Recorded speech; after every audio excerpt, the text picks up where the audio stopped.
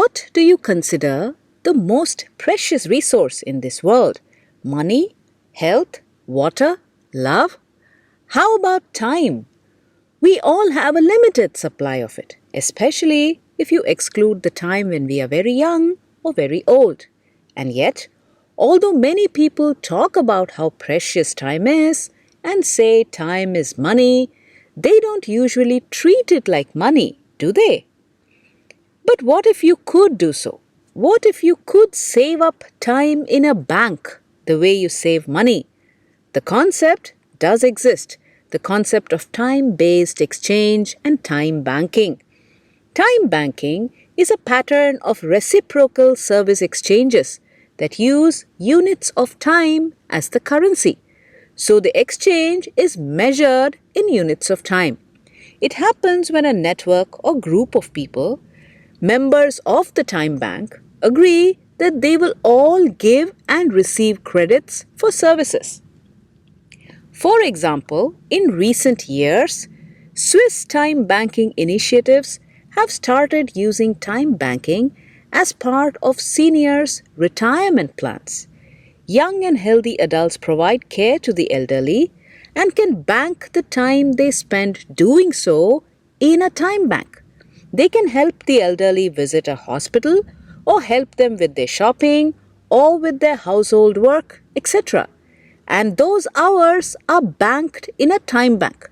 They can then exchange that saved time in return for their own care when they become older. If they have provided 50 hours of service, they are entitled to 50 hours of service themselves whenever they need it. Time banking was conceptualized in the 1980s by Edgar Cahn, an American law professor. His objective in coming up with the idea was to reward community participation without having to resort to market forces, which were often fickle. Time banking provides a means for community self-help, utilizing the sense of community in all of us and harnessing it for mutual benefits. By 1990, the Robert Wood Johnson Foundation had invested $1.2 million for piloting time banking in the context of senior care. Today, 26 countries have active time banks. There are around 250 time banks active in the UK and over 276 time banks in the US and several in other countries. Time banking is used to provide incentives and rewards for community services such as mentoring or teaching children, caring for the elderly, helping your neighbors, home repair, legal assistance, etc. Work that is usually done on a volunteer basis. It does not fit in with capitalistic market forces. The time you spend providing these types of community services earns you an equal amount of time that you can spend later to receive services. And participating individuals also potentially gain confidence and well-being due to their community work and interactions. The time credit is the fundamental unit of exchange in a time bank, equal to 1 hour of a person's labor.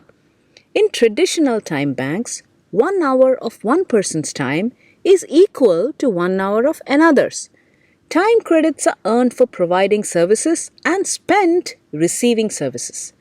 Upon earning a time credit, a person does not need to spend it right away.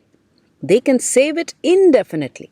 Since the value of a time credit is fixed at 1 hour, it resists inflation and depreciation and does not earn any interest. Time banks can provide for many individual and community needs to be met without money, markets, or state welfare arrangements. Communities therefore use time banking as a tool to forge stronger intra-community connections, a process known as building social capital. From all that we have covered in the course so far, what game theory scenario does time banking fit into? A tit-for-tat, reciprocal altruism, encouraging cooperation to avoid the tragedy of the commons, social norms?